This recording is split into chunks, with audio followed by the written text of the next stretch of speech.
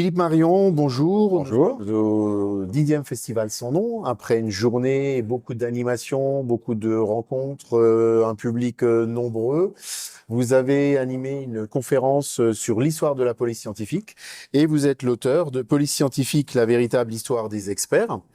Alors, par rapport à la police scientifique qui a également animé une cet après-midi une rencontre avec un public fort nombreux. La police scientifique était ici, intervient sur les scènes de crime pour faire les relevés. Vous, vous intervenez après la scène de crime. C'est ça. Est-ce que vous pouvez donc nous raconter comment se passe votre métier? Alors, mon métier, en fait, c'est de recevoir justement tous les prélèvements qui sont faits sur une scène de crime et de les analyser au laboratoire. D'accord. Donc, vous êtes actuellement en poste à Lille, c'est ça? C'est ça. La police scientifique de Lille.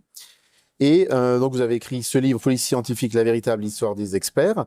Vous êtes également donc l'auteur de la conférence sur la police scientifique, l'histoire de la police scientifique. Qu'est-ce qu'on pourrait dire d'intéressant dans l'évolution de justement des moyens de la police scientifique? C'est-à-dire qu'au tout début, en fait, la seule preuve, c'était l'aveu. Et petit à petit, grâce aux apports scientifiques, on est arrivé justement à cette preuve scientifique qui va permettre grâce aux indices retrouvés sur la scène de crime, d'avoir une vraie vision de ce qui s'est passé et non pas simplement un aveu qui était soumis à caution dès les débuts.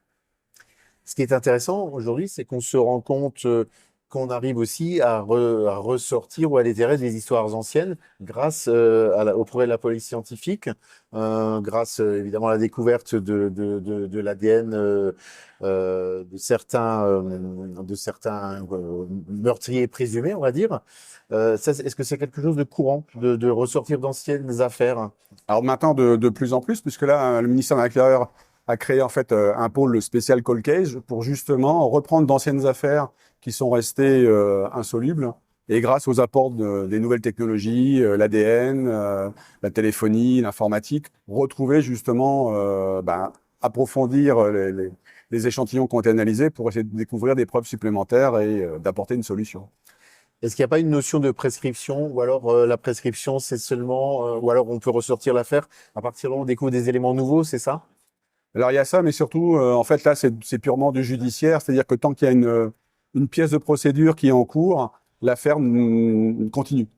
Donc c'est surtout aux policiers et aux magistrats de faire vivre le dossier pour que ce dossier ne soit jamais clos.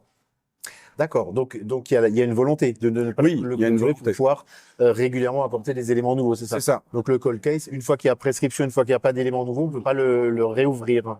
Non, je crois que c'est très compliqué. D'accord. Ok. Donc c'est dans ces cas-là. Donc la police scientifique, est-ce qu'on est d'abord policier ou d'abord scientifique?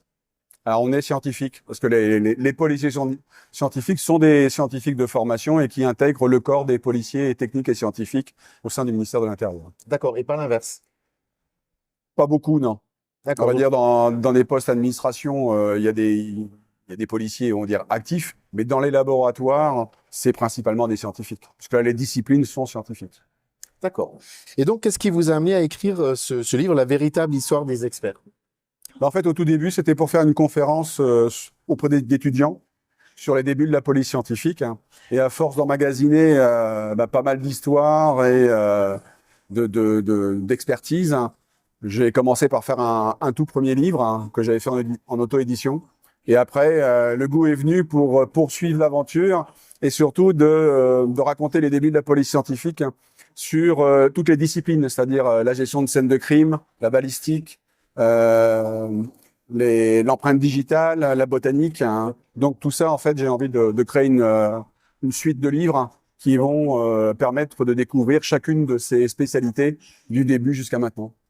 Est-ce que ces recherches vous ont permis de progresser dans votre connaissance à vous-même de l'histoire de la police scientifique en découvrant des choses nouvelles, en enquêtant, ou alors c'est uniquement un travail de documentation? Ou est-ce que vous avez ressorti justement des affaires un peu oubliées? En fait, j'ai découvert pas mal de choses que je connaissais pas. En fait, il y avait des pans entiers que je ne connaissais pas et c'est petit à petit que j'ai découvert d'anciens scientifiques dont on parle pas beaucoup. Et petit à petit aussi des affaires où je n'imaginais pas qu'on pouvait avoir autant de données scientifiques qui étaient accessibles au grand public et qui permettaient de résoudre des affaires comme ça. Alors, on connaît l'engouement du grand public et on le constate à chaque conférence. Hein, les amphis sont pleins. Le grand public est passionné par la police scientifique parce qu'évidemment, il y a beaucoup de séries qui en traitent. Est-ce que vous avez la possibilité est-ce que vous avez une idée pour expliquer cet engouement du public? Je pense qu'en fait, ça mêle à la fois la science, les affaires criminelles. C'est des choses que tous les gens qui aiment le polar adorent. Et les gens veulent savoir si un jour ils risquent d'être pris. Hein, ils cherchent quand même l'information. Si je fais ça, est-ce que je risque d'être confondu? Non, il vaut mieux que je m'abstienne. Oui, maintenant, je pense qu'il faut mieux s'abstenir. C'est-à-dire que le crime parfait, aujourd'hui, il est de plus en plus difficile à produire. Alors oui, grâce à toutes ces technologies, oui, ça complique maintenant la tâche des criminels, hein. Ça fait très peur. Enfin, ça fait très peur si on a de mauvaises intentions. Mais on se dit quand même, il y a peu de chances d'en échapper. D'accord. Écoutez, donc ce livre, Police scientifique, la véritable histoire des experts, qui est donc là, c'est plus de l'auto-édition, Non, les éditions du 81. c'est ça. Philippe Marion, en direct du Festival Sans Nom. Merci beaucoup. Merci.